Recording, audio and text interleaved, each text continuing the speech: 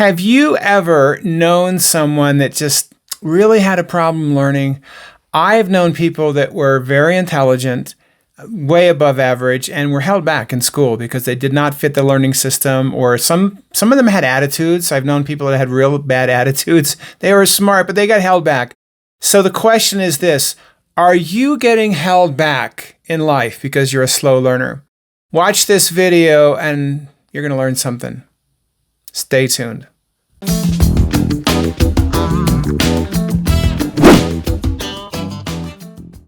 Hi, I'm Dada Groover, award-winning author and speaker and founder of the Awaken School, where we show people how to become world changers.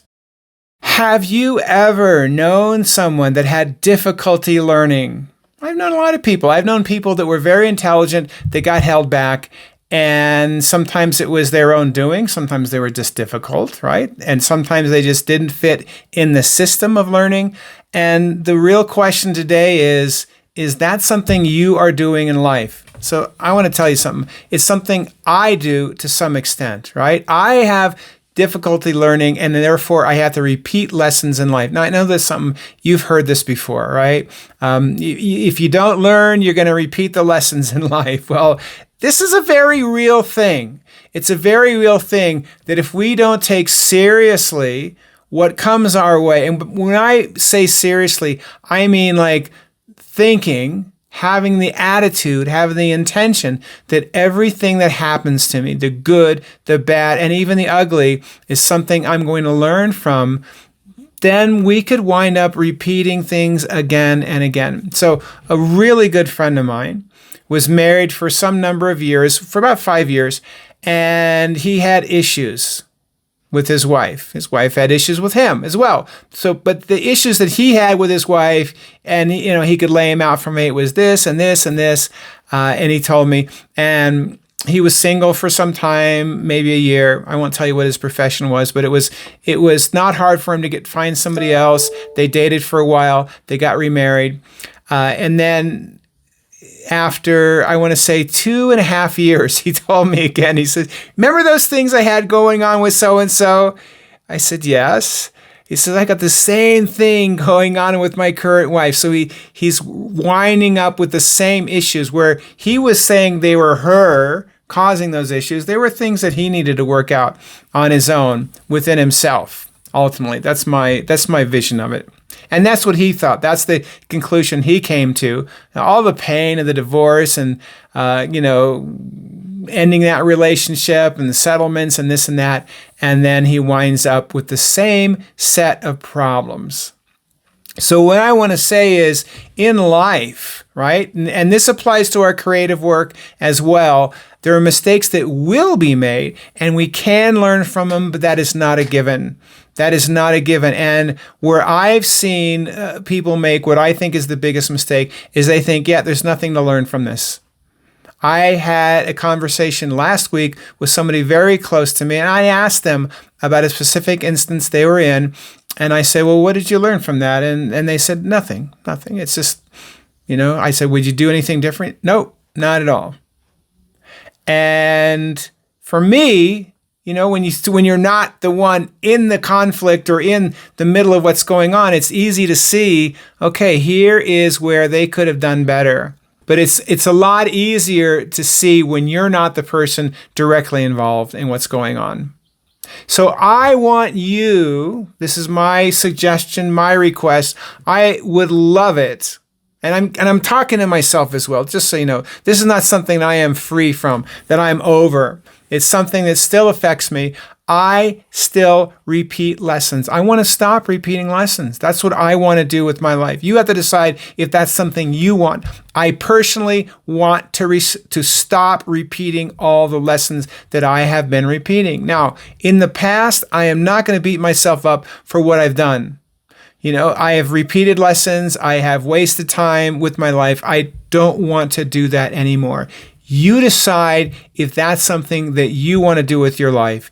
Do you want to stop repeating lessons? And it's not as easy as it is said, right? Easier said than done. You've heard the expression. It's not as easy as it is said to stop repeating the lessons and actually learn from them. I believe it starts with your intent. Do you intend to stop repeating lessons? Do you intend to learn from everything that happens to you? It's a choice. It's a choice. Say, for example, you're in a relationship and you get into conflict with someone and it's their fault. Like there's things that they did that are wrong, were improper, that were whatever. They were controlling or they were defensive or whatever it is, right? There's something that you can learn and there's something that you can always do different next time based on what you have learned. The Inspired Writer channel. Right? That's what you're in right now. What does this have to do with writing? There are many mistakes we can make in our creative work. What I believe, and there's a quote by Scott Adams, which I don't totally agree with. Scott Adams is the cartoonist that made the strip Dilbert. And he said, creativity is allowing yourself to make mistakes. I don't quite agree that that's what creativity is, but creativity flows when we allow ourselves to make mistakes. That's how I would rephrase that. Creativity flows when we allow ourselves to make mistakes. So the question is, when we make mistakes, what are you learning from that? When you make mistakes in your creative world, what are you learning from those mistakes? How are you moving forward with that? And it's really important. I can't emphasize this enough. It's really important to not beat ourselves up when we make mistakes, especially in the creative realm. Because if you wind up beating yourself up all the time, you're just going to do less creative projects. You're going to dial it way down, right? Because you're not going to want to, you're going to subconsciously, you're going to be beating yourself up again for this, and it'll shut you down. You will shut yourself down by doing too much of that. Same thing, just like when somebody's criticizing you for something. And if you've ever been in a situation where you've been criticized for your creative work, it can really take the motivation out of the way. And if you're doing the one criticizing, same thing that will happen. This is a very important point, right? So our own self-criticism can really stop us in our tracks. However, there's a difference between self-criticizing and looking at what we can learn from our own mistakes. What I believe is finding out, what didn't work, finding out what our mistake was, can really take us to the next level. As an example, in my writing, I will share a lot of times excerpts from my writing with somebody that I know is going to give me pretty honest feedback. And I know sometimes those people might be a little harsh. Does it ever hurt my feelings? Of course not. I'm lying. No, it totally will hurt my feelings when they give harsh feedback or they'll say something like, yeah, that just completely doesn't resonate with me. I want them to love it. I want people to love my writing. And I know enough to know that if I get honest feedback, if I get true feedback, if I get accurate feedback, it might hurt, and it's going to help me get to that next level of writing, get to that next level of creativity. And it works every time. So yes, my feelings do get hurt frequently when I ask for advice, and it's totally okay, because the bigger picture is that I will learn from it and I will become better as a writer. My project will become better virtually every single time. And that's not to say that I will just accept anything everyone says. When somebody gives me a suggestion, I will weigh it. I will consider it. And I've done this a few times where I've updated something, say in a book I'm working on. I will update something and then I'll come back later and say, you know what? That was not quite as good as the original. And I'll move it back. That's kind of rare, but sometimes I'll do it. More often than not, I'll weigh it and I might think, okay, I understand where they're coming from. I want to understand where they're coming from every single time, but I'm not going to actually do that right now.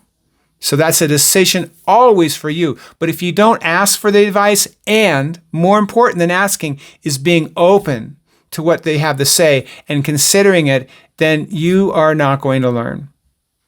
That's what I had to say for the day. If you are, I would love it if you check out my book on Amazon. If you put in Different, and Dada Groover in the Amazon search. You'll see it. And I would also, I'm going to tell you everything I love. Not everything, but some things.